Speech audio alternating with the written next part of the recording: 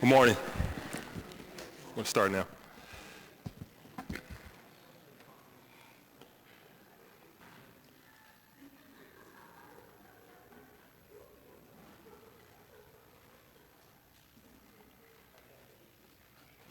Good morning. This is the public hearing on the Committee of the Whole regarding bills number 140144, 140145, 140146, and resolution number 140159. Ms. Lewis, would you please read the titles of the bills and resolution? Bill number 140144, an ordinance to adopt the capital program for the six fiscal years 2015 through 2020 inclusive. Bill number 140145, an ordinance to adopt the fiscal 2015 capital budget. Bill number 140146, an ordinance adopting the operating budget for fiscal year 2015.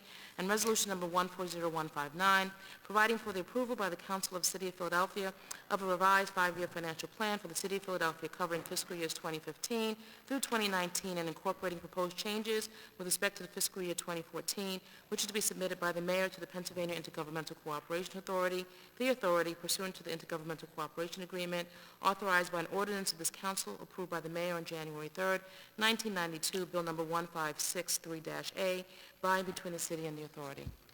Thank you. Will the administration please come forward?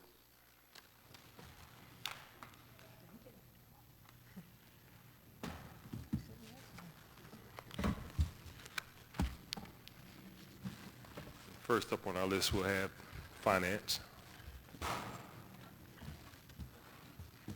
Good morning. Good morning, Council President Clark. Please proceed. So you have the testimony. I won't read all of it if that's okay. We appreciate that. Sure. Okay, so I'll just read the first couple of paragraphs and be happy to answer questions. I'm Rob Dubo, Director of Finance, and I'm pleased to provide testimony on the department's proposed FY15 operating budget.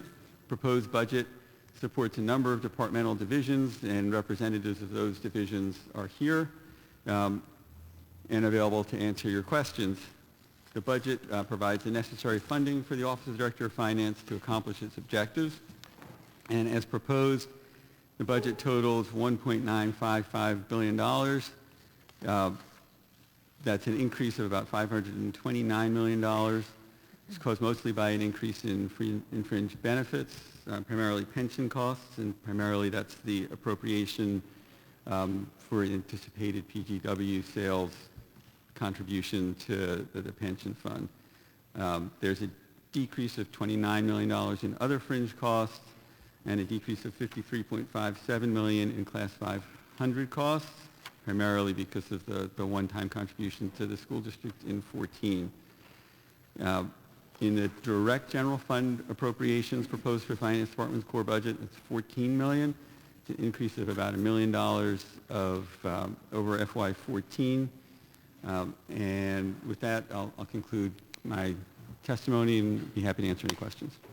Thank you, Mr. DeVoe. Sure. A couple of quick questions. On page 4 of your testimony, you state that the relatively narrow fund balances in the five-year plan will limit the city's financial flexibility and require an emphasis on cash management. Can you describe in a little more detail challenges associated by reflecting low balances in future years? Sure. So our fund balances get, let me get out how low they get.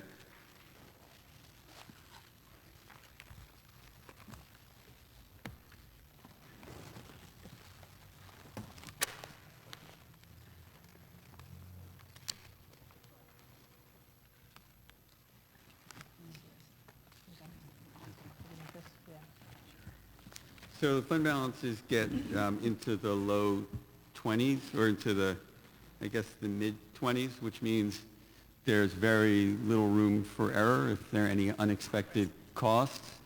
It can quickly drive us negative. And as we've talked about in earlier years, there are differences between fund balance and cash. And if our fund balance gets below a certain level, we can go negative in cash, which means we might get into a place where we're looking at what payments to hold up. So it can become really challenging. Can you kind of elaborate on why you project these very thin lines of fund balances? Sure. I mean, a couple of things happened kind of late in our process that hit the fund balance numbers. One was the wage tax numbers came in weaker than we anticipated, so that drove down fund balance numbers. And the other is that the 47 settlement also came kind of late in our budget process. So both of those things meant that the fund balances were lower than what we had been working on earlier in our budget process. In that analysis and projection, is it based on revenues that would go towards contracts, municipal contracts in particular? So part of what is in the plan is assumptions on what contracts will look like. So the DC-47 contract is in there, and then there are assumptions about pay increases for 33 firefighters and the FOP. So yes, part of it is for contracts. So without asking you to negotiate the contract, you say that there's the likelihood of pay increases. I thought I heard you say pay increases for 33. Yes. Do you have projections for that? Is it the earlier version, the last offer? Yes. And if anything went beyond that, what would happen? We'd have to go back and look at the plan and figure out how to get the plan balanced if there were higher costs for any of the arbitration awards or collective bargaining agreements. So have you done a projection that reflected 47's award for 33? Yeah, I think the additional costs are $175 million over the plan, $175 million If it over were the plan. three, it were 3, 2.5, and 3 versus what Yes. the last offer was. Okay. All right. Other than cash management, are we looking to do anything else to enhance revenues? Well, I mean, we are... Other than raising taxes? Yeah, I mean, the revenue department is aggressively looking at ways to improve collections, and that's a way to, to increase taxes. And one of the assumptions in the plan is that we'll have more property tax collections this year as a result of those aggressive collections. Anything outside of the box? Any non-traditional strategies for growing the base? For growing the tax base? you Yes. mean? I mean, we think that the tax reductions that we have in the plan and the tax changes on the BERT side will help grow the base over time. Why? Why? Because they'll lower costs for businesses to do business in the city, and we think that will help generate more jobs. And you base that on what? Base that on analyses done by economists, by the results of the two tax reform commissions. Both said the same thing, that reducing the cost of doing business through reducing taxes increases the number of jobs in the city. And they also said enhancing the education. They did, and enhancing and services. Enhancing That's quality right. of life and That's right. You can't. dealing with the criminal activity in certain neighborhoods where you have challenges creating businesses. That's exactly right, and that's So that's why I'm trying to give you a lead into there's more than just reducing taxes. There are a That's lot right. of things that we need to be doing. yes, improving services, improving quality of life, improving amenities. That's right. Yes. Okay. Excuse me. On page 60, your budget details, it estimates that $41 million will be paid out for indemnities, claims, and awards by the end of 14, which is $11 million more than the amount paid in 13. Then this number is proposed to be reduced by 7.34. Can you describe in detail the reason for this spike in claims paid for this current year? Yeah, there were a couple of large settlements, and there was some catch-up from earlier years' indemnities, so we think some of that's one-time and will go away for next year. Some past claims, and Yes, we're paying the piper now. exactly. I never knew what that term meant, but it's always sound good. It's like, what is the piper? Pay the piper. Anyway, I'm sorry. Oh, then on page 65, again, budget details, section 11, it appears that the health and medical expenses are projected to decrease by approximately $33 million in FY15. As a proud supporter of the ACA, could that possibly be why we're projecting? It could be, but it's not. It's that Just there trying to were... give a Democratic soundbite for the mid-year elections, you know? Yeah. Philadelphia's We did it ACA work. is working, you know? That's right. Everyone's going into an exchange, and Nah, the costs are going down. can't. All right. No, it's the firefighter payment in 14. Oh, It's really the okay. one-time payment. All right. Can't blame me for trying. Thank you. Chair recognizes Councilman Good. Thank you, Mr. President. Good morning, Mr. DeVoe. Morning. Does the administration support the lump sum budget adopted by the School Reform Commission? We do, yes. And so who's going to pay for it? Well, we hope that there's a split of the payment the way that the school district has requested, which would include state, city, and labor cost reduction. And so there's no money in the operating budget for next year for the schools. Is there additional money? No, our assumption is that the cigarette tax will pass in Harrisburg, and that will provide $75 million in additional support for the district from local taxpayers. And so you don't anticipate any money coming from the operating budget to go to the schools? Any additional money, that's right. Okay. So I guess the question I'm really leading to is who shouldn't have to pay for it? Who should have to pay for it? Who shouldn't have to pay for it? In I'm not- who anticipation should that... not have to pay who for should it? not have to pay for it. Anticipation that the cigarette tax may not go through.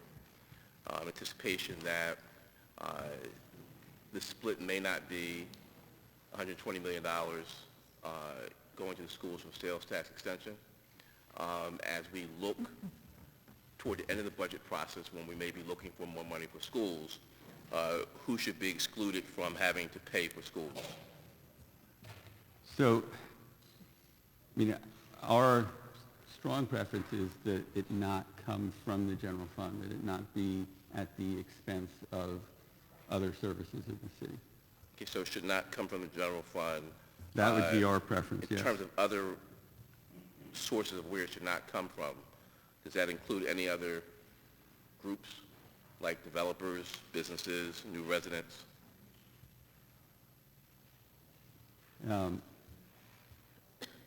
I'm not exactly, I don't know that I completely understand that part of the When we question. get to the end of the budget process and we're looking for revenue for schools, Right.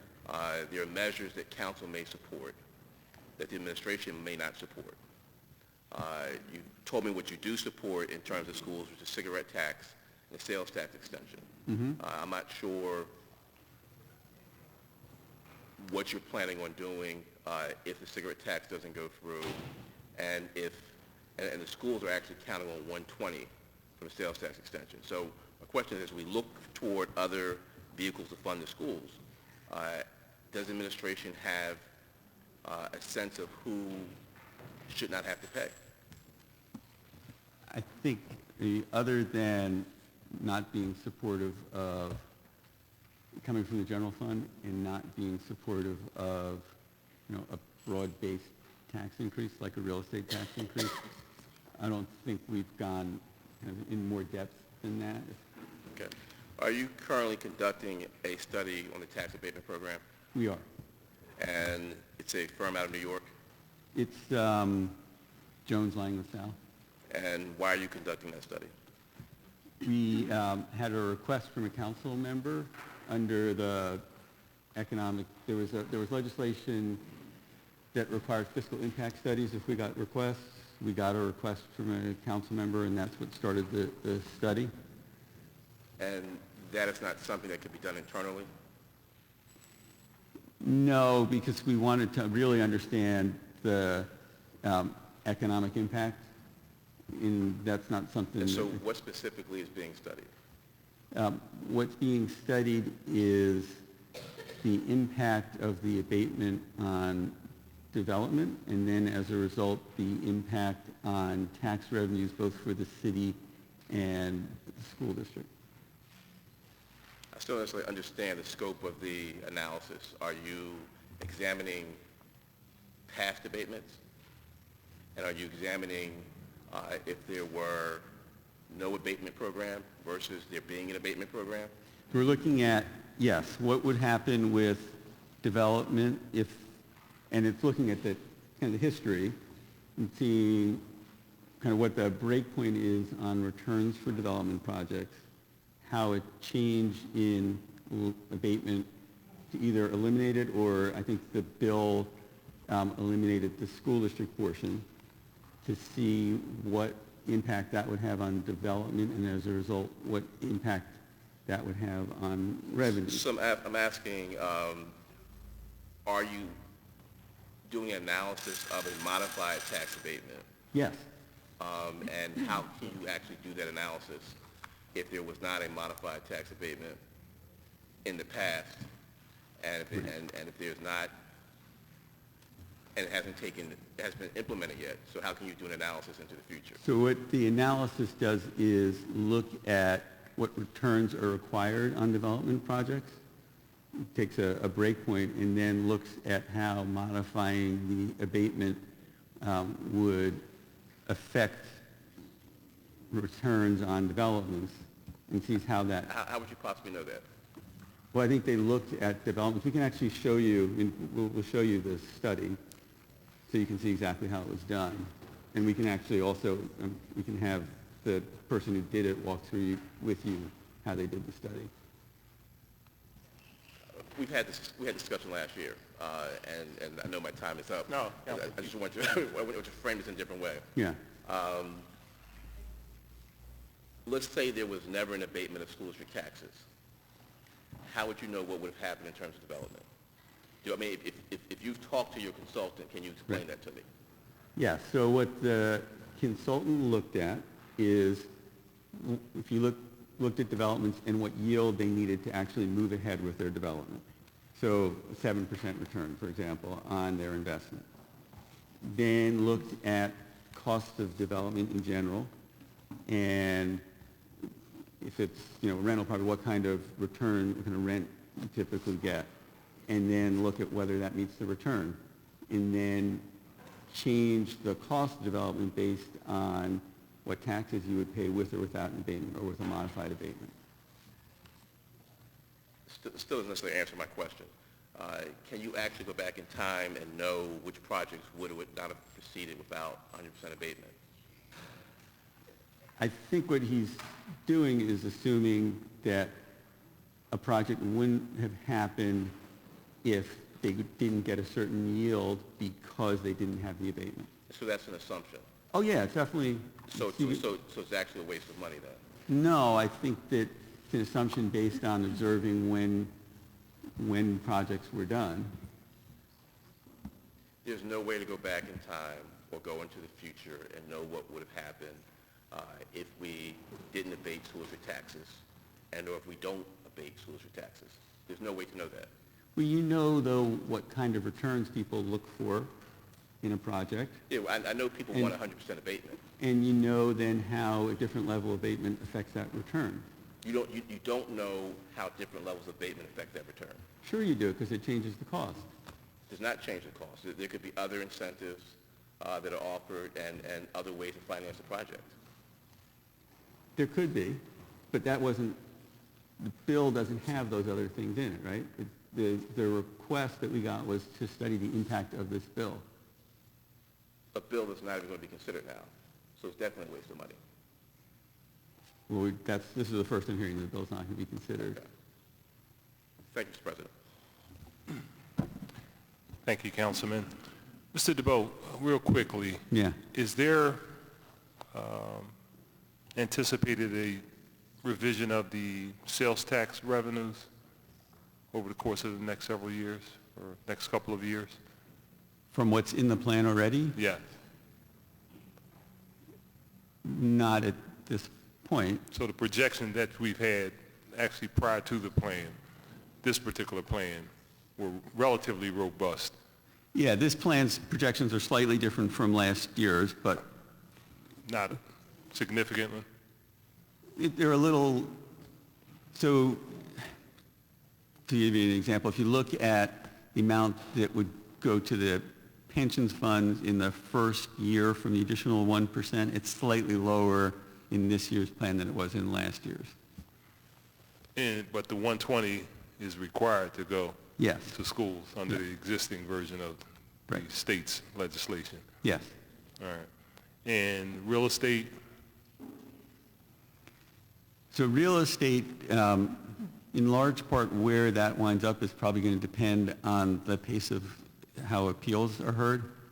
What we assume in the plan is that those appeals will be done by the end of next fiscal year, which in the issue, and I think Mr. McKeith will probably talk about this later a little more, is that they're really focused on the appeal process, which is slowed down doing new assessments, which means that the growth, for example, the growth we have for 15 is now lower than we projected last year because we didn't do another year of assessments.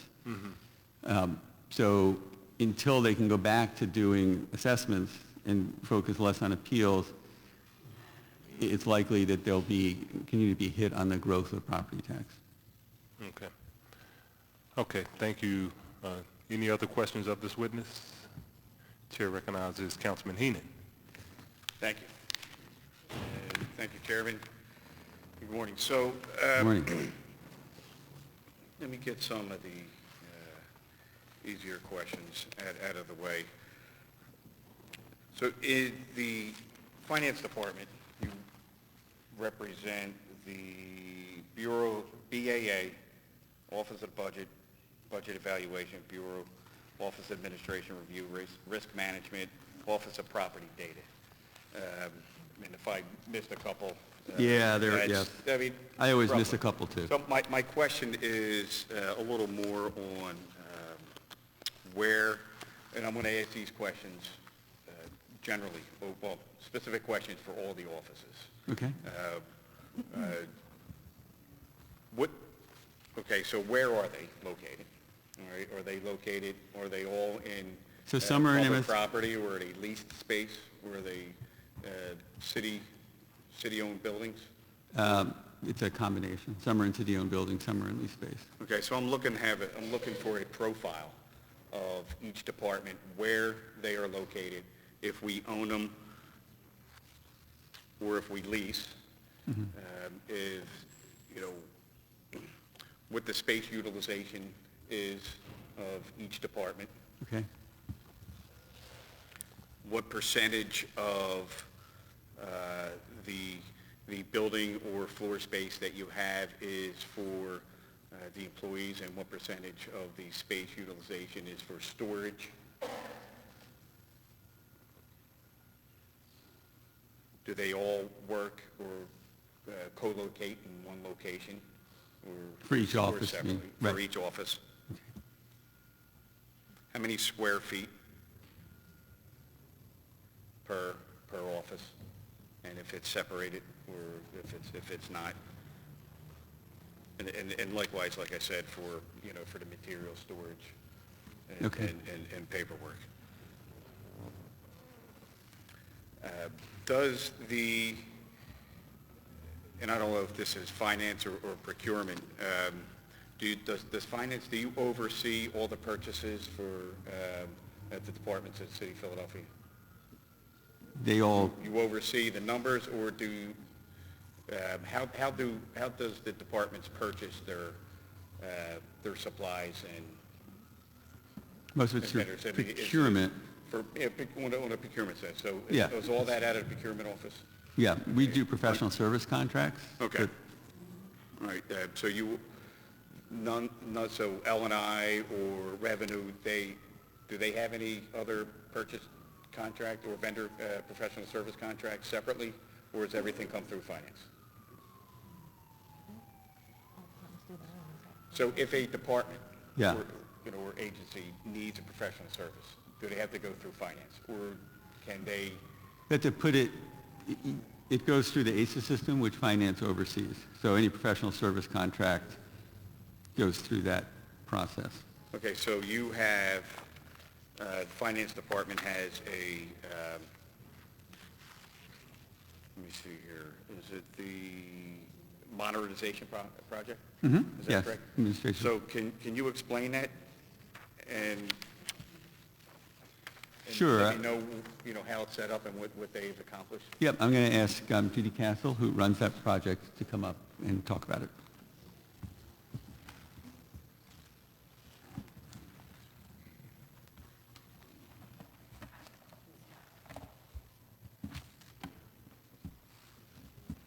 Good morning, Councilman Heenan and members of City Council. I'm Judy Castle, and I'm the project director for the One Philly project, formerly known as Administrative Systems Modernization Project. Could you repeat the question? Please, sorry. Can you explain to me a little bit about the One Philly project and what its accomplishments? Sure, you know, absolutely. has been and its goals moving forward Got it. and what the deliverables are to date? Absolutely, sure. So the One Philly project is going to replace the various standalone legacy systems that run the city's administrative systems that support our workforce management. So we have HR systems, we have a standalone payroll system, we have a standalone pension system. These are legacy systems that are, according to OIT, past their supportable lives. Our project will replace those systems with an integrated software system that will support all those processes from employee hire to employee retire. I'm actually really excited to say that as of this morning, we posted a notice of intent to award a contract to a firm. The name of the firm is Cyber. They will be the firm that comes in and works with a team of city employees to actually implement and configure the system.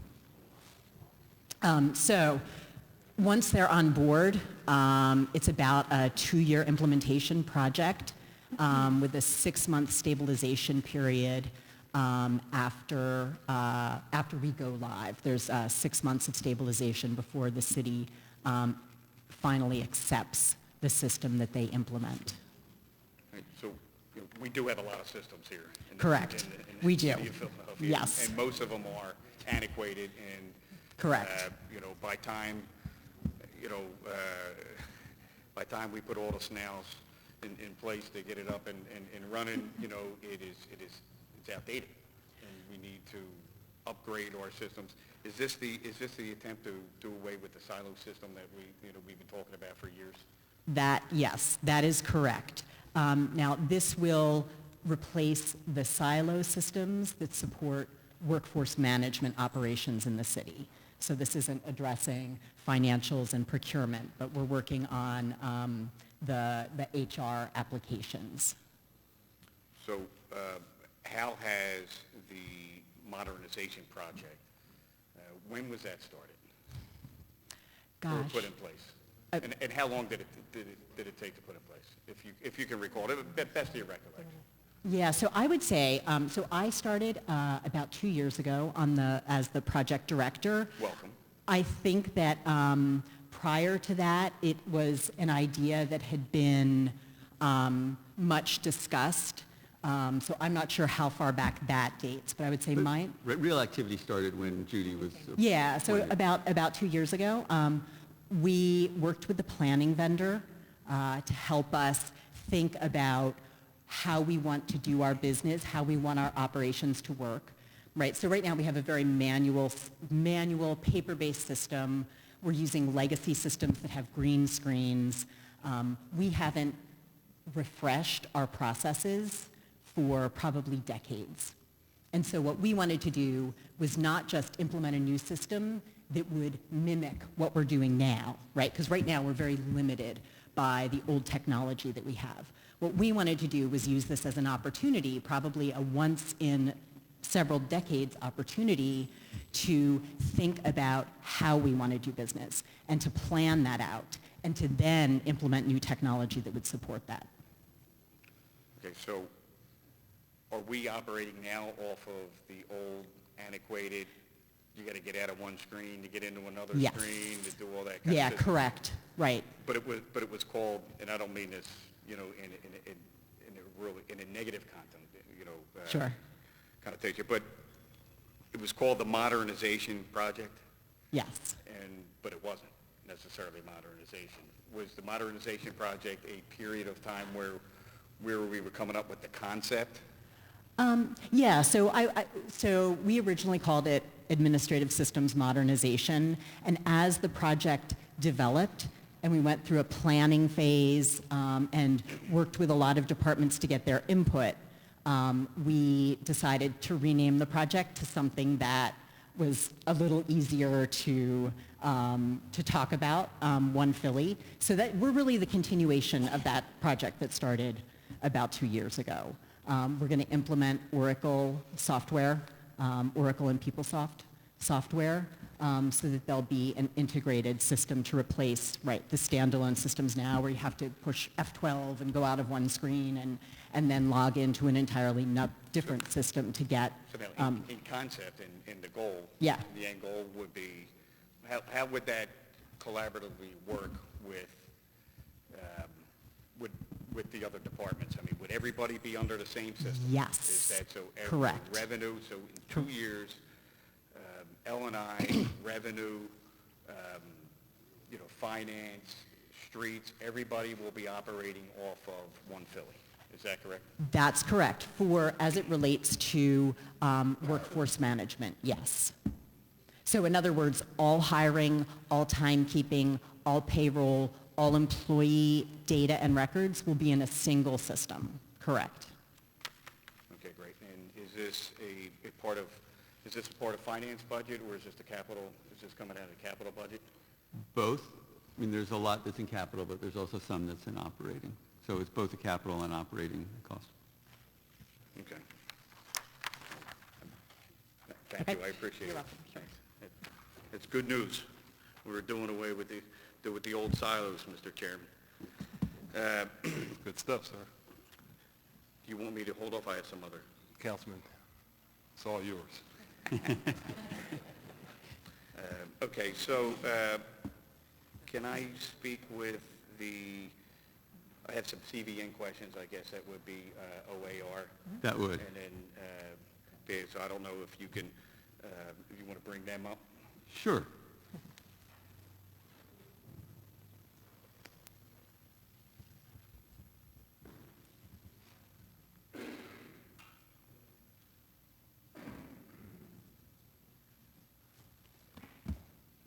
Morning, Councilman. Paula Weiss, Executive Director, Office of Administrative Review. Good morning, how are you? Thank I'm you. good. How are you today? Great, great. Just questions I'll probably ask you to, provide to the chair. So Sure. I'm just going to get them out there because I think, what was it? That's permission Maybe- to not answer now? I got to start writing down. So what was it, about a year and a half ago, council passed a legislation which allows, or was an offer, I believe, which allows appeals and payment electronically. Is that correct? For payment electronically? Well, to make payments, making appeals online? That's Are actually you for the talking about BAA. for, Oh, is that the BAA? Okay. Yes. All right, so my question. Although, we have implemented that at the OAR as well. Oh, that's People what I can thought, now file their appeals for code violations and false alarm violations through a web upload process. And that's online by the phila.gov website. All right, it's But that's not in the legislation. That was just something It's, we so it's initiated. administrative? Yes. Well, great, congratulations. Thank you. How's that going? It's only been in place for about 3 weeks now, quite honestly, and we've had about 40 appeals to date, and we have been able to go through them. People seem to be able to upload the documents and provide us with the text and information that we need. That's great. Is it all types of CVN appeals, or is there certain types?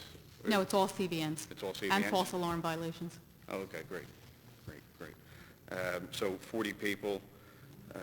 Is there, do you see, well, it's only 40, It's so just I me. guess I'll ask you for Ask me next year, right? a little bit later to see, what types of appeals are kind of Right. consistent, with coming in. But you would know that anyway by people. What is a consistent appeal from the old process where you have to, mail it in, where people Or do appeal? in-person hearings? In-person. Well, it really does vary depending on the time of year. For example, right now, we are seeing quite a number of appeals for tickets people receive for not shoveling snow on time or properly. During the summer, we're more likely to see violations related to dumpster areas not being clean in the hot weather or trash not being put out properly. And then during the past year, because this was something relatively new that the Streets Department implemented, we spent a lot of time on a new CVN for people who, or actually businesses or property owners who are subject to the refuse collection fee.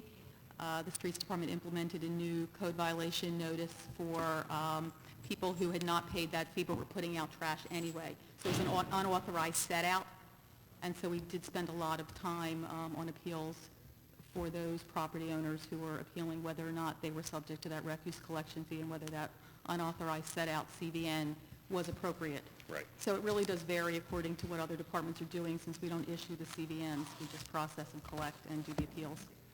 Did you see a difference over this past year? There was a change in the trash set out early times, just during, Yeah. for all intents and purposes, give or take a few days or a week during daylight savings. Have you seen a difference in returns, or can you check? I can check. I don't know if the number... Just to do a comparable, just to see if I want to make sure that the program's working, because we're offering a good service to the city of Philadelphia, especially seniors, and that was the intent of the trash out early, making sure that they're not subject to violations when it could be a little more dangerous, and they may not be feeling safe, plus the visibility, putting the trash out after 7 o'clock Right, at nighttime. So just to be sure that I know what you're asking, I know that so obviously there was a change that allows people now to put their trash out after 5 p.m. as opposed to after 7 p.m. Do you want to see the difference in the number of issuance from last year to this year, or do you want to... Right, I just want to see if there's a change of Okay. of the issuance. I want to see, and from a data perspective, to see how if the program is working. Sure. And I want to make sure that that people were indeed. So you have a 2-hour difference. I mean, I don't want them to set their trash out at 3, right? But now we're back at 7 because of daylight savings, and it's people can feel a little safer putting the trash out at 7 o'clock. All right, so what I'll do is I have some questions for OAR, which I'll submit to you in writing. Okay. This way I don't have to go on with 20 questions here at the hearing publicly. But I'll submit some questions to you, and I think OAR is I think you guys are doing a really good job. How many masters do you have? We have 1 full-time and 3 part-time. And they handle how many cases? This year, just for code, well, they handle a variety of things. This year, we have scheduled over 31,000 code violation appeals and 6,000 to 7,000 alarm violation appeals. Some of them also handle tax review board appeals, red light camera violation appeals, reserved parking for residents with disability, appeals from the parking authority process. What else do we do? EMS appeals. There are not so many of those these days. So our hearing masters are usually, most of them are cross-trained to do all of the appeals. All right, great, thank you. Is there anybody up in the queue? Okay, I'll yield my time and come back. Thank you. Thank you. Chair recognizes Councilman O. Thank you very much, Council President. Good morning. Morning. I just want to first start by checking some of my numbers with your numbers. If you don't have them off the top of your head, that's fine. I don't want to belabor it. Okay. In 2003, the pension obligation was 7% of the budget. That sounds about right. Okay. And in 2013, it increased by 10% to 17% of the budget. That sounds about right, too. It's definitely in the mid-teens. Okay. So at this point in time, with the continued increase of total liability, as of 2013, the total liability was $9.36 billion, and the total assets were $4.5 billion. which left a unfunded liability of $4.86 billion. Does that sound about right? Sounds right. I think it's a little, maybe a little higher now, the unfunded, but that's about right. Okay, so this was last year. Right. And we did not have a, well, we were following the Governmental Accounting Standards Board's annual required contribution up until the year 2004. We were following the funding policy set by the pension board until 2004. Since then, we've been following the minimum municipal obligations set by state law. Okay, so when you say set by the pension board, did the pension board set their own kind of annual required contribution, or were they following, if you know, the Governmental Accounting Standards Boards? They set the funding policy, Okay. and then the actuary analyzes how much that costs, and I'm sure he also makes sure that it's consistent with whatever, requirements there are from governing boards. Okay, so now, at this point in time, in 2010 and 2011, we, as a city, opted not to make contributions. We were given permission, authorized to do that. That's, we were given permission to defer a part of our obligation, not the full obligation. I think it may have been about a 20%. third of the total obligation over the 2 years. We've repaid that deferral with interest. The interest was the earnings assumption at the time the deferral was made, which is actually higher than the assumed earnings rate now because we've been lowering the assumed earnings rate. Okay, and was that was about $230 million? That's correct. Okay, and was that paid back this year? I mean, was that I contribution think the made? final repayment was this year. Okay. So, at this point in time, in your opinion, would we continue with the MMO, or would we go back to what was the policy prior to the MMO? If we went back to the policy prior to the MMO, the annual payment would be something like $200 million a year higher. So it would obviously create an enormous challenge for our budget, to put it mildly. So I don't think we will go back to that. We are looking, as you know, for a couple of ways to increase funding to the pension fund, one through the sales tax and the other through the proceeds of a potential PGW sale. Okay, so if the sales tax and the sale of PGW do not go through, then as you noted, the liability is about $200 million or more per year, kind of depending on things. But anyway, there's a large unfunded liability and an increasing unfunded liability without some shift in the policy. Do you think, or do you have an opinion on that? Yeah, a couple of things. So the payments we make under the MMO are from an actuarial analysis done by the pension fund's actuary that pays off the entire unfunded liability. It's a 30-year amortization. So if the assumptions that we use are accurate, it would eventually get paid off. It would take a while, but it would get paid off. But we believe that in addition to looking for ways to put additional revenues into the fund, we should also look at changes to benefit and contribution structure. I mean, that's why when we reached an agreement with 47, there were changes in contributions, and we will look for that in any collective bargaining or arbitration award that we get. So we think that you need to see changes both on the benefits and contribution side and then on the revenues going in. Okay, in terms of best practices, is the current configuration of the pension board best practices? I'm not really sure. I mean, you mean having administration members, members from A lot the of ex union and the neutral? officios, yeah, a lot of ex officios, a lot of persons by title on the pension board as opposed to by area of expertise.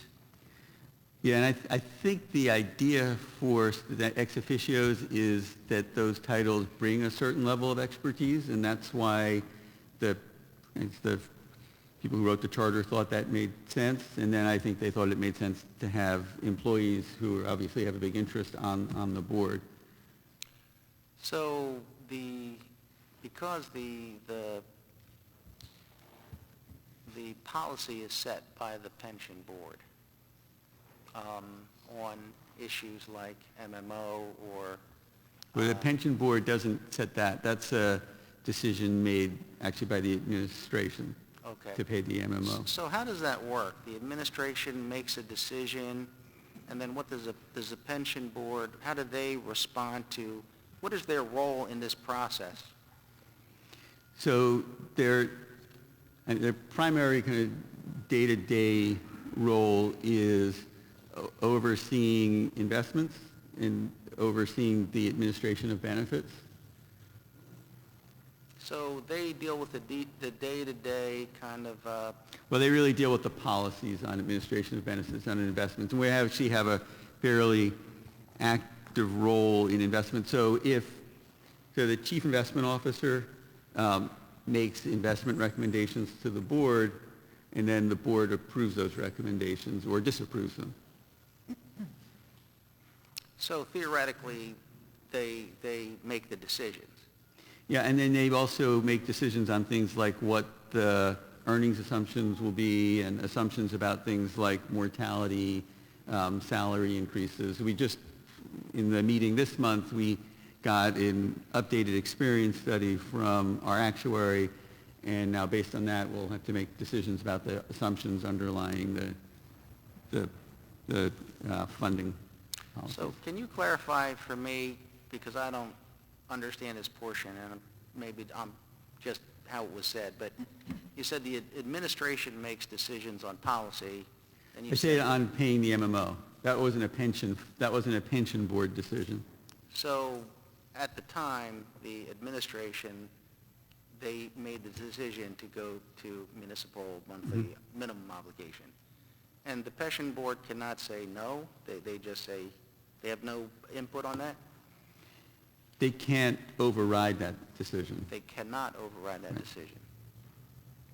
Now they can't override that. How does that work? Because it's written in the charter that way? I think that's right, but it's probably a law question rather than, I try not to be a lawyer. So the kind of curiosity I have is, there's people on the pension board. They are in a fiduciary responsibility to maintain the retirement funds of the employees. Right. At a certain point in time, any administration can say, we're not going to contribute anymore. The policy of the board, we're going to go to the minimum allowed by law. Right. So there's state law that sets the requirement, and that requirement is designed to ensure that if you have an unfunded liability, it's paid off over time. You mean the minimum? Yeah. So, but the minimum leads to greater unfunded liability to the point where we are now 4.86 or $5 billion. Right. unfunded. It's not the minimum that led us there. It's a whole bunch of things that happened over time. Yes. It's not the fact that we're paying the MMO. We'd be slightly higher it was actually a question at a council meeting a few years ago, and I think we'd be maybe 4 or 5% higher funded, but we wouldn't be at the funding levels we want to be at, even if we were paying at the funding policy. Would we be in better shape if we followed the General Accounting Standards Board's annual contribution? I think I know what you're talking about, but what they're talked about is a reporting requirement as opposed to a funding requirement. So it's not, they haven't said this is the amount you should fund. They've said this is how we want you to report on the health of your pension fund. Okay, so to my knowledge, they have a recommended contribution amount corresponding to the obligations that you have to pay. So my understanding is that they have a way they want you to report on your obligations and that there's an earnings assumption that goes with that, Okay. that then would drive a higher liability shown on your books, but it's different from funding. Okay, And that's kind of one of the issues is that you've now separated the reporting requirement from the funding requirement. okay. All right, I understand what you're saying, and I'll have to check that, but But, there I mean, a- I think your question is if we were putting more money into the pension fund, would it be at a higher funding percent? Right. And the answer is yes. The more money you put in, the higher the funding percent is going to be. Right, so at this point in time, we have a large unfunded and possibly growing liability, and we are continuing with the MMO, which was apparently put in by the administration, not necessarily by the pension board, and outside of cigarette tax and the sale of PGW, is there a Plan B? Well, as I said, I mean, part of Plan B is what we're trying to do through collective bargaining and arbitration awards. And the other part is that if you look at the actuary's projections, the funding percent goes up over time, not down. It increases. It's just that we'd like to see it increase more quickly, and that's why we've proposed these additional sources of revenue and changes on the collective bargaining side. Okay, thank you very much.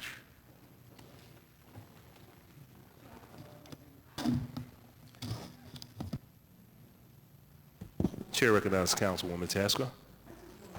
To, at some point in time during the Rundell administration, they borrowed money for the pension fund. Yes. What was the impact of that, and are we still paying the debt? Yes, we are still paying the debt on the pension obligation bonds. There was a large infusion into the pension fund, which increased the funding percent substantially. Unfortunately, there was then a downturn in the market. So we lost some of the benefit of having made that large contribution. But still, if we had not done the pension obligation bonds, the funding percent would be lower now. Thank you. Thank you. Thank you, Councilwoman. Chair recognizes Councilman Heenan. The FTA, was that, I'm sorry, FTI? FTI? FTI. Can you, in your testimony regarding Class 200 funds and the increase because of the FTI contract, and it seems to be based on a contingent That's correct. type of funding, but you put it in the, it was in the budget. Yes. And anyway, why wouldn't we, and it's just out of curiosity, why, I mean, since it's based on a deliverable in cost savings, why wouldn't we just make like a midterm transfer, based on the results, or some sort of appropriations transfer as opposed to putting in a budget? Are we confident that FTI is going to be? Yeah, we assume that there will be savings. We've started the process that will provide those savings, so we thought it would make sense to actually have the appropriation up front so that, as the year went by and savings came in, we could make payments. So is it based on a performance phasing process in which they are paid for the services, or? Yeah, you want It's not the service, it's not the It's the service, it's actually savings. based on the It's revenue based on the- savings. yeah. or- Revenue I mean, the savings. revenue So enhancement or the you're quantifying expenditure the- savings, yes, Yes. the savings? the percentage. Hi. Rebecca Reinhardt, Budget Director. Good morning, Councilman. Good morning. FDI is, according to their contract, paid 3% of the savings from their various initiatives, or 3% of additional revenues collected if, as a direct result of implementing their recommendations. So those are currently being measured right now monthly, and the idea is to review the full fiscal 14 year for success in order to determine the amount of payment that would go to them out of that 700,000. 700,000 is their max, so that would be measured and calculated by my office. Okay, can you, and I'm sorry, I apologize in advance if I missed the very beginning. Did you talk about FTI? Because I came in like 10 minutes No, we a haven't. little late. No. Can you explain how, what their assignment is and how they intend on saving us monies on expenditures and services and processes? Is that what it is? They spent a significant amount of time here at the city prior to actually last year's budget, in which they studied our processes and made a series of recommendations, both on the revenue side, in terms of collections, as well as the expense side, in terms of various expenses from telecom charges to hedging, fuel purchases. They looked at a variety of different categories, and we've been going through the process during this year of implementing those recommendations. Okay, so in last year's budget, if I recall, there was a significant increase in the revenue department, department enhancing their collections, because delinquency collections were not as robust or as well as this body at least would like to see it. And is it from their recommendations that you had additional monies set aside for a call center and new technology and in the process from which we collect our delinquencies? Well, there was an internal working group in finance that worked on many of those recommendations, but FTI had agreed with the plan that was set up for the revenue department. So that wasn't, FTI won't get paid based on the revenue department's increased collections, because that was an in-house project that was already started when FTI came on board. But they reviewed the recommendations and agreed with them on the revenue side. Their recommendations focused more on the non-tax side, so on EMS collections, which were only about 50% at the time, commercial trash fee collection rates, various different fees and charges on the non-tax side that we could do a better job on. Okay, so this is everything in finances, under the purview of the finance department. Anything in procurement? Yeah, that no, they're it taking a actually look was at? across the city. So they did have recommendations on procurement, and we have been meeting with procurement to work through some of them. One of their main recommendations on procurement was to simplify the process for businesses that were bidding and go through our terms and conditions, which we've been doing with our law department, to simplify it, because we have a lot of requirements that sometimes hinder small businesses or just a lot of businesses from wanting to bid and wanting to work with the city. So they would, when you're cross-analyzing, multiple departments, it goes to my question earlier about maybe not professional services, but other vendors that each department has their own autonomy. Did they take a look at some of the purchases? I know this is more They did. procurement than not, because to see if there's duplicity, or could we, get better value in bulk purchases and things like that. So instead of a department or an agency ordering, their own, we as a city, can purchase in bulk, and save costs that way. I mean, I think you No, could that's a save good a point. significant amount of money. That's a good point, and there already are some contracts like that across the city, but FDI did make the recommendation about to have category buyers or category, people focusing on different categories of types of purchases in the city. And that's something that we're working on with procurement. So, for example, paper products or Right. toiletries or, paper clips, I mean, something, something that is universal, that it's going to be a necessity for an office. Right, and then we could get a better price by having, that was one of the things that they had looked at, and also on the professional services side. Are you going to, could you share some of that analyst, or, Sure. or, not here, but at another time, what they've taken a look at, because I am interested in making sure that, we take a look at some of our bulk sales. Yeah, I'd be or happy purchases, to. It was sorry. provided maybe a year ago, but that was a while ago, so I'll give it to you, yeah. I would, because, I think we're getting to the way,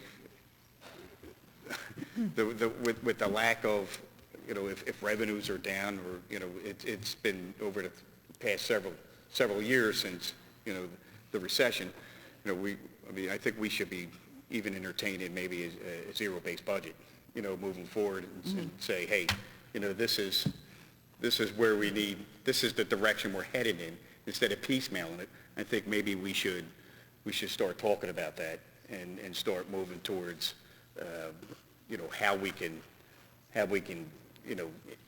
be a little more efficient on our savings. I agree with that, and I think that we have been, two things on what you just said. One is, we've been working through the FTI recommendations. We grouped them into phase 1 and phase 2. So phase 1, since there were a lot of them in terms of how to improve our operations, so phase 1 were the things that we needed to do immediately, and then phase 2 were items that we were going to do in like the next quarter or the next few quarters. So procurement fits, some of those procurement items fit into that. So it would be good to continue that discussion with you. Right, and then I am- on zero-based budgeting. Correct. That's where I'm headed. Okay, no, and I like that enthusiasm for that, because we are actually implementing a new budgeting system for the next budget year, and we're moving from our 2,000 Excel spreadsheets to a real system. And then we're also going to be moving towards program-based budgeting. So each department will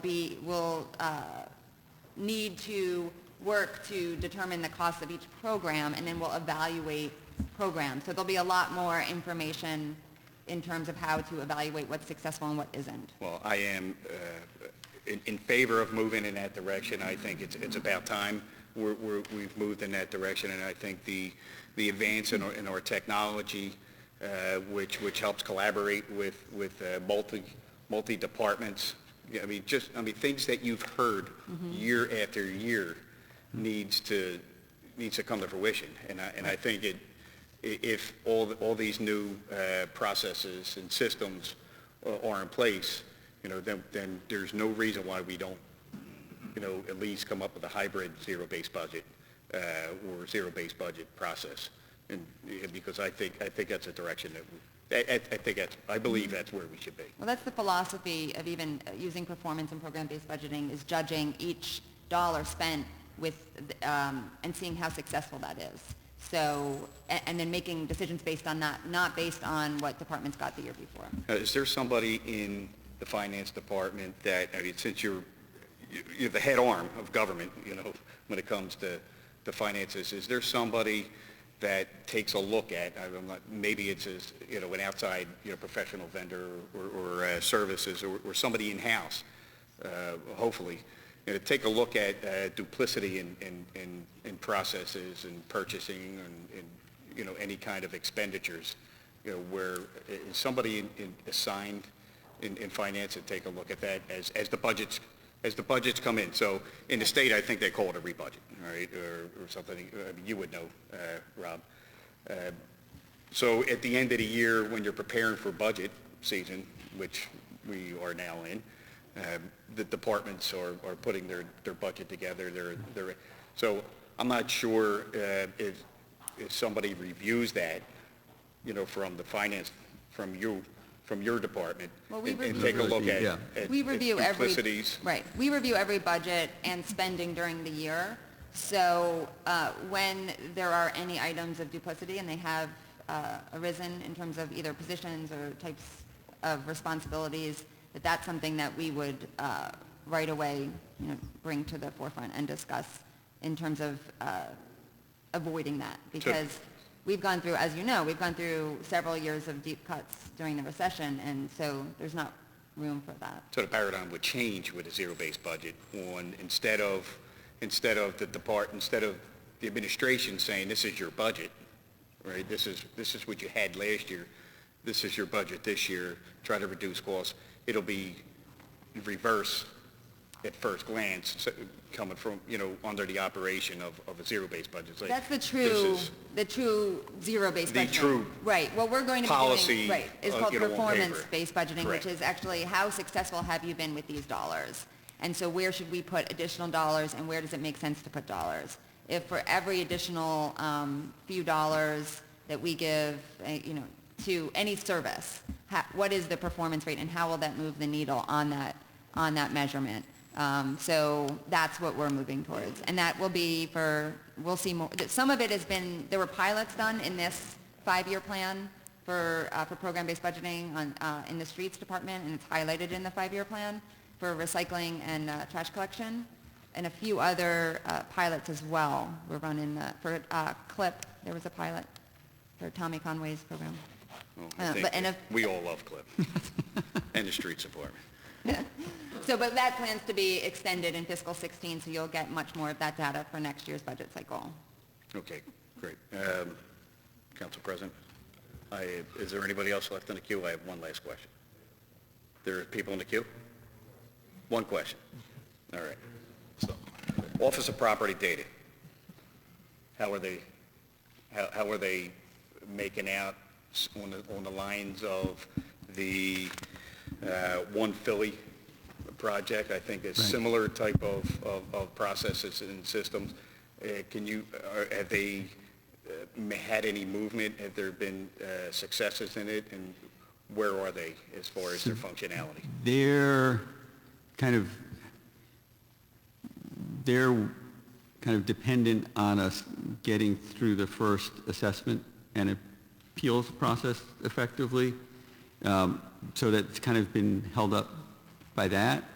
So we're doing kind of the prep work to be ready to go once we're ready, but it won't really kick in fully until probably a little bit later. And their budget is the same? The budget's the same. Right. Okay. Thank you. Thank you, Councilman. Chair recognizes Councilman Good. Thank you, Mr. President. Just a quick follow-up. At what point during the budget process will the administration consider a Plan B on school funding? And did I understand your testimony in response to a question to be that the only things that won't be on the table are, 1, general operating dollars, and 2, a broad property tax increase? Yeah, and I think the kind of timing on that really depends on what happens in the state and when that happens. So I think we want to see what happens. Well, we did that there. last year and it didn't work out too well.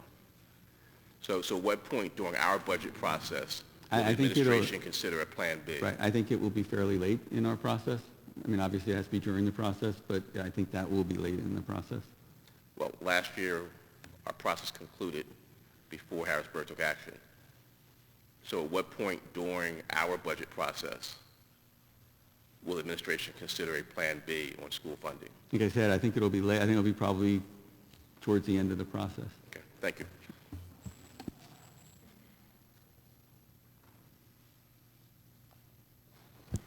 Thank you. No one else is teed up.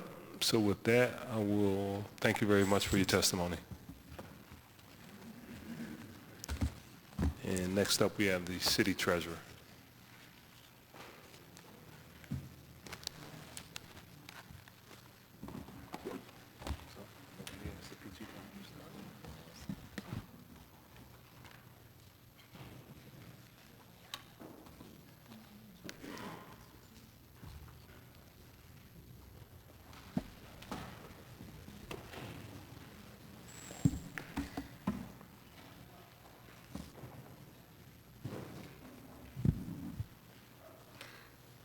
Good morning, Council President Clark and members of City Council. My name is Nancy Morning. Winkler.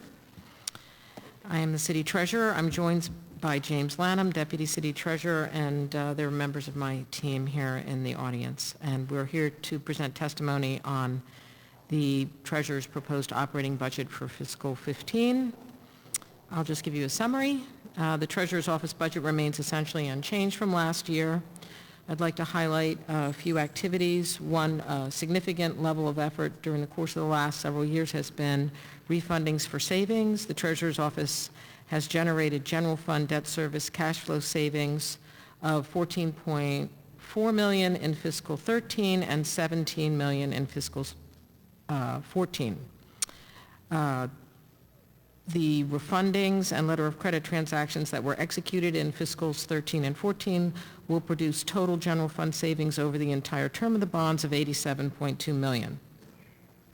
Airport water and PGW transactions, refunding transactions sold in fiscals 13 and 14 produce savings over the entire term of $25.5 million. We also held an investor conference with over 100 attendees to help attract more investors into the city's bonds. We have been seeking savings in the treasury operations, and beginning in this calendar year, fiscal 14, we have competitively procured contracts for banking services that are estimated to save approximately $400,000 a year in banking fees. Working with the Board of Pensions and Retirement, we have increased the percentage of pension checks going out through direct deposit to 90.3% from 87% in fiscal 11. We have recovered over $435,000 in unclaimed money from the Commonwealth, and we've opened lock boxes to facilitate the Revenue Department's efforts in the collection of delinquent revenues. We have successfully procured, tested, and onboarded a new networked debt management system, which is being done in collaboration with the accounting department and with water, PGW, and airport, which substantially improves our analytical capabilities and substantially reduces risk. We've also led the effort to obtain general fund obligation bond rating upgrades from Standard & Poor's to A+ in December of 2013, which we estimate on the last city GO bond issue produced $10 million in lifetime interest cost savings. The city now has A category ratings for the first time from all three rating agencies for the first time since the 70s. We have some other initiatives planned this year, continued 4 bond issues, 4 bond transactions, and 4 letter of credit replacements this year, as well as managing the commercial paper program for the airport. We are working with Finance and Budget to develop a fund balance policy. We are working to revamp the city's debt policy, investment policy, and treasurer's website. We continue to develop post-issuance compliance database for city bond financed projects. We are providing some support for the potential sale of PGW, and we plan to continue to sell the city's annual cash flow bonds known as the TRAN on a competitive basis, which we believe generates savings. On the investment and cash flow side, we hope to implement a network treasury management system, and we'll be planning for that this year. We are going to continue to track the city's cash flow position and discuss that with our outside cash managers. We will update the city's investment policy, and we are competitively procuring money managers for all investments of the city's short-term cash. That concludes my testimony, and I'm happy to answer any questions you may have. Thank you very much. I had a quick question. It was relating to some degree, something that we're currently working on. We talked about the proceeds from the transaction, soon to be realized proceeds on the Love Park Garage. And we don't necessarily know how much it will ultimately be in terms of what we will use. And my question was centered around the retirement of any bonds this year. Do we anticipate the retirement of any bonds, outstanding bonds this year? Well, it's my understanding that there are several different possible uses. I haven't been directly involved in the planning for the use of the proceeds of the Love Park But it's generally, not necessarily for that.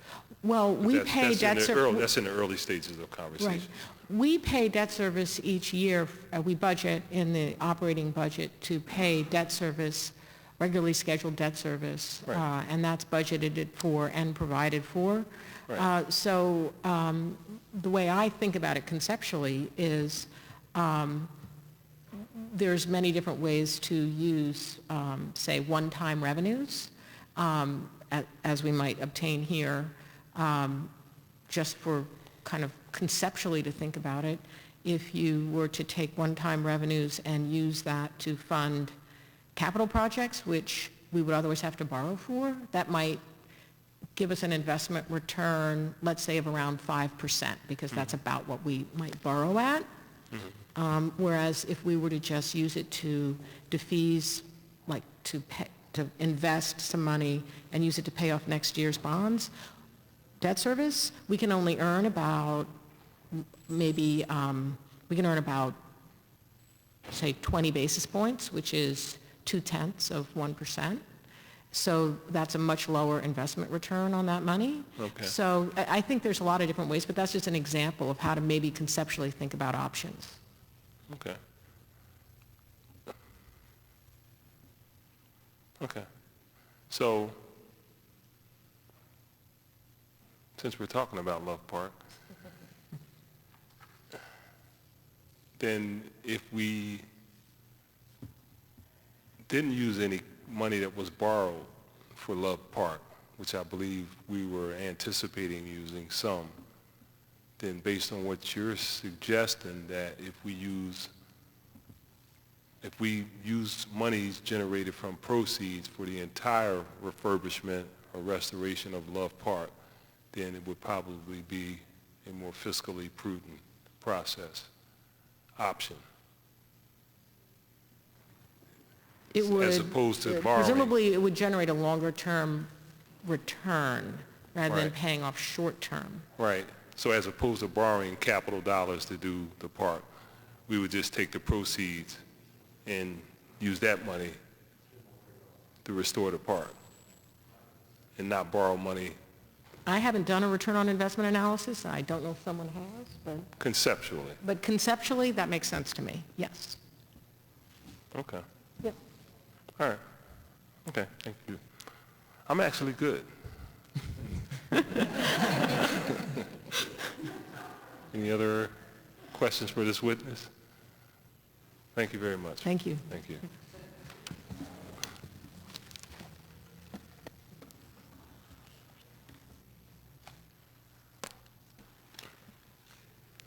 And next up, we have sinking fund.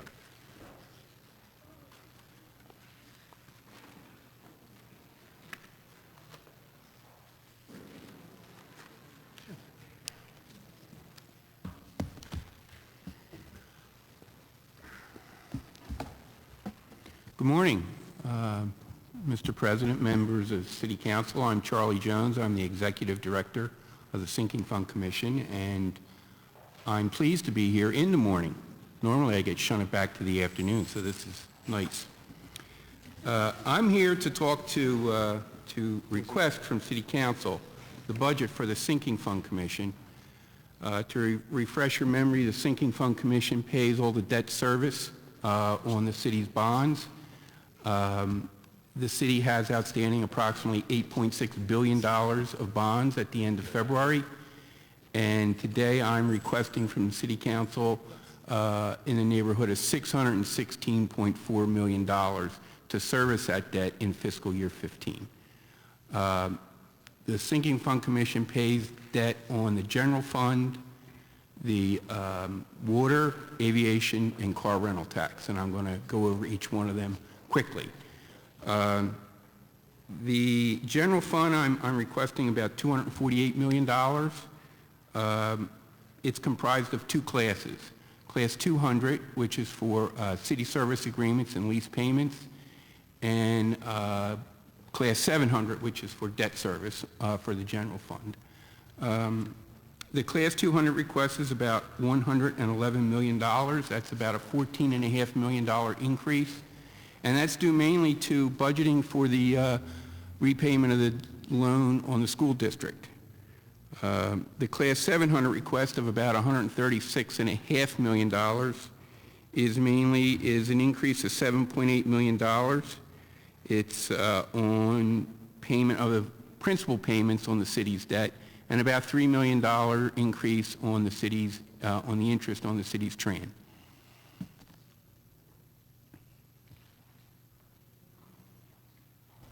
I'm sorry, sir.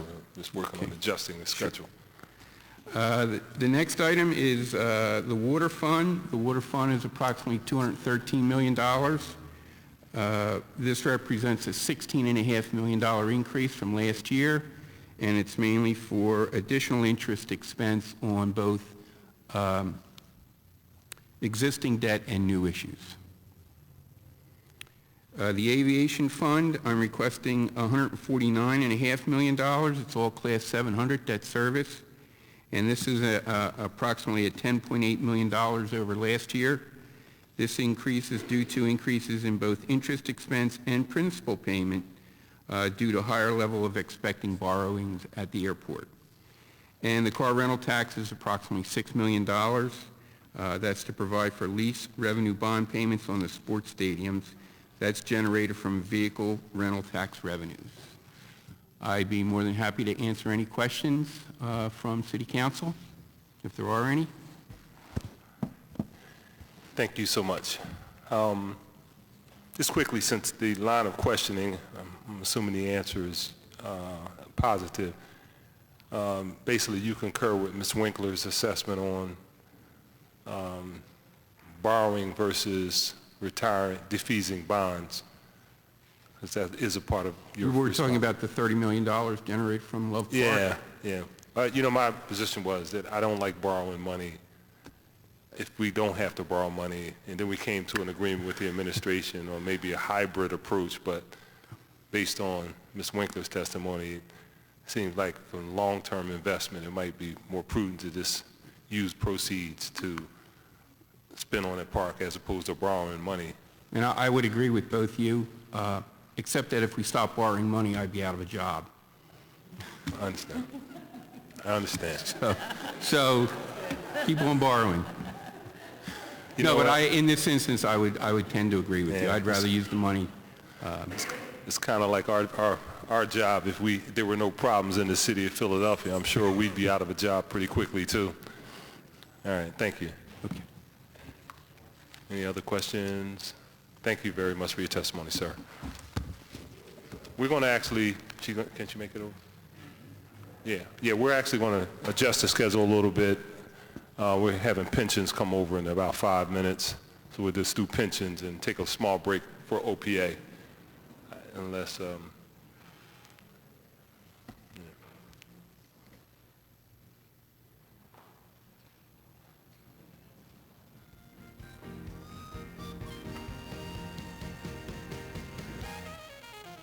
Good afternoon.